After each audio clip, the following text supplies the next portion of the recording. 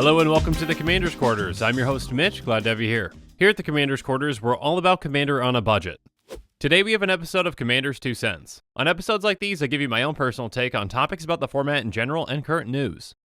This show and episodes like this one are possible because of viewers like you. So if you're looking for some easy ways to help support the show, make sure you like this episode and share it with friends. And make sure you subscribe to the channel and hit that bell notification icon so you don't miss any new episodes. You can also go check out our playmats and other merchandise at thecommandersquarters.com. Thank you to everyone who's already purchased our merchandise, it really does help support the channel. Another easy way to support this channel is by using our TCG Player affiliate links. So make sure that you're looking for those links in the description whenever you're buying a deck or just individual cards. And the final way that you can support this show is by supporting us directly by becoming a patron. There are many benefits to being a patron, and I truly couldn't do this without all of their support. Today's episode is going to be about some Commander deck archetypes. A deck archetype is a recurring kind of deck or strategy that has many possible variations. An archetype might also be referred to as a theme in some places too. There are far too many archetypes for me to tackle in one episode, so we're just going to go through a few today. I'm going to give you a broad definition of the archetype, some commanders that may be built within that archetype, and some cards that are typically seen in that archetype as well. Keep in mind that these are all my opinions about these archetypes and that opinions differ from person to person. But now that we're on the same page, let's get into it.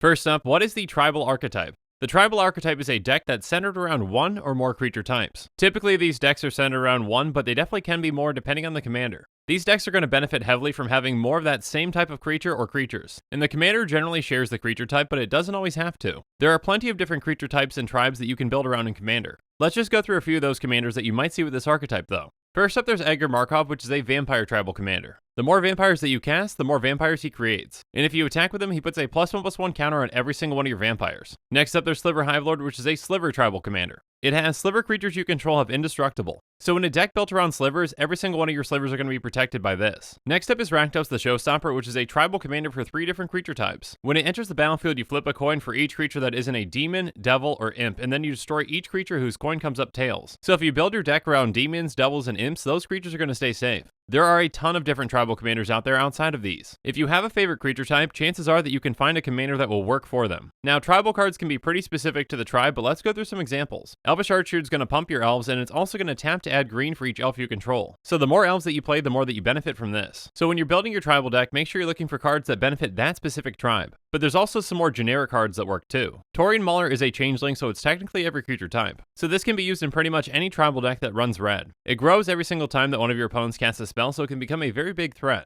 There are a good amount of changelings out there, so make sure that you don't forget about them when you're building your tribal deck. And then there's something like Kindred Discovery. It says when it enters the battlefield, choose a creature type. And then whenever a creature you control of the chosen type enters the battlefield or attacks, you draw a card. There are a good amount of flexible cards out there like this one that can fit in pretty much any tribal deck. Since this allows you to choose any creature type that you want, it's very flexible. But because these cards can show up in pretty much any tribal deck, they tend to be a little more expensive. Tribal decks can span across all 5 colors. Depending on the tribe, the colors that they show up in are going to be different. A tribe like Bears pretty much only shows up in one color, which is green. And vampires can show up in black, red, and a little bit of white. But then there's creature types like slivers or dragons, which encompass all 5 colors. With all the variety of creature types in Commander, there's a ton of variety with the decks as well.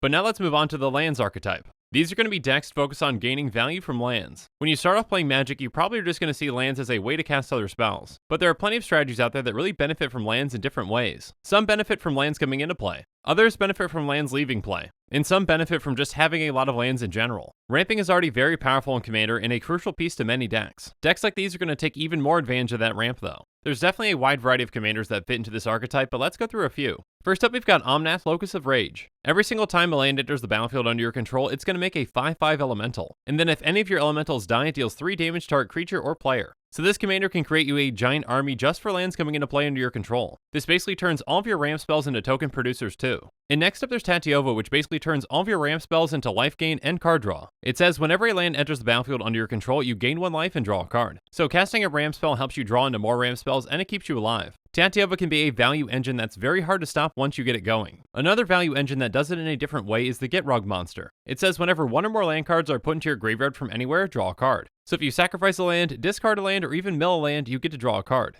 Now it does make you sacrifice a land at your upkeep, but you can also play an additional land each turn, so it automatically gets you value without setting you back. So now let's go through some cards that you might typically see in these kinds of decks. Ramp cards like Explosive Vegetation are a must for most of these decks. For the most part, the more lands that you can get into play with these decks, the better. And there are some decks that revolve around sacrificing and recurring lands. So cards like Splendid Reclamation that can get you those lands back are huge. They can lead to some very explosive turns and give you a ton of landfall triggers. Outside of your commander, there's also plenty of other cards that benefit from lands as well. For example, Zendikar's Royal is going to make a 2/2 anytime a land comes into play under your control. So even though a commander like Tatyova might not be able to finish off your opponents on her own, something like this can.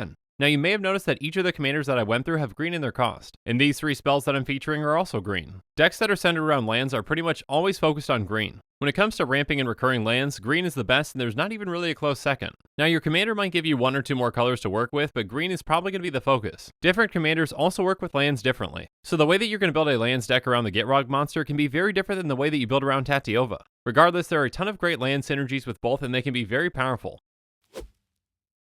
And now it's time to go over the Voltron Archetype. A Voltron deck is a deck that makes a creature into an unstoppable force and wins with them. In Commander, you may start off with 40 life, but it only takes 21 points of Commander damage to actually kill you. Voltron-style decks can really take advantage of that discount and kill their opponents quickly. For the most part, Voltron-style decks focus on just a few things. You want to get your Commander out, keep them alive, pump them, and get them through. Generally, it can be seen as a very all-in type of strategy. If your commander dies too many times or someone steals it, you're going to be in trouble. So again, protecting them while you make them into an unstoppable force is key. A lot of Voltron-style decks use a variety of equipment and auras in order to pump and protect their commander. For the most part with Voltron-style decks, you want to kill one player at a time. It's most effective if you don't split up your commander damage. So once you hit a player, you pretty much want to focus on taking them out before attacking other players. But let's go through some examples of some Voltron commanders. Euro the Miststalker is a popular one in this archetype for multiple reasons. First off, it has hexproof, so it essentially protects itself. And secondly, it gets +2/+2 for each aura attached to it. So the more auras you get onto this commander, the more powerful it becomes. And those auras will have other effects of their own too. They can make Euro more powerful, they can protect it, or they can even just help it get through. With the right build, this commander can get huge quickly. And at some point, it easily becomes a one-shot kill. Again, since this commander focuses on auras, you might not see a lot of equipment in this deck. A Voltron commander that goes about things in a different way is Shu Yun. It has prowess, so whenever you cast a non-creature spell, it gets +1/+1 until end of turn. And it says whenever you cast a non-creature spell, you may pay Boros, and if you do, target creature gains double strike until end of turn. So on top of benefiting from equipment and auras, you also benefit from instants and sorceries. And as long as you can pay that 2 mana, it's essentially going to have double strike every single turn that you need it to. And with double strike, you only need to get its power up to 11 to kill. This can make Shu Yun into a very powerful one-shot kill very early. A Shu Yun deck can be a very all-in deck and can come with a ton of risk. If you're going to be casting a ton of instants and sorceries in one turn, you might be losing too many resources. Being such an explosive Voltron commander definitely is a trade-off. There's a lot of risk, but a lot of reward. And finally, even a card like Nezal can be a fantastic Voltron commander. Now, typically you want your Voltron commanders to cost much less than 7, but a card like Nezal checks quite a few boxes, so it makes it worth it. First off, it starts off with 7 power. The difference between 7 and 6 power is huge. Without being pumped at all, Nezal only has to hit your opponent 3 times to kill them. By getting this up to 11, you just have to hit your opponent twice. The next box that it checks is that it protects itself very well. To start, it can't be countered, so it plays very well against control decks. On top of that, you can discard 3 cards to blink it, and then it can draw you a ton of cards throughout the game and gives you no maximum hand size. So it has a good amount of power to start, it protects itself, and it provides you value throughout the game. Its mana cost can definitely be a downside, but if you work in enough ramp, it can be very effective. There are plenty of different commanders that you can make into Voltrons, but let's go through some kinds of cards that you'll typically see in these decks. You're going to be running ways to pump your commander like Ethereal Armor, and then cards like Swiftfoot Boots can protect your commander while helping them attack more quickly. And then something like a Rogue's Passage can make sure that your commander gets through. With all that power that you're giving your commander, you want to make sure that it's not going to waste. Now, Voltron-style decks can definitely be in any color, but a lot of Voltron commanders tend to have either white or green. These are 2 colors that tend to have some very effective auras for a Voltron commander. But again, there are plenty of Voltron commanders out there that don't need either of these colors to be effective. When it's built right, a Voltron deck can be very hard to stop and it can kill very quickly.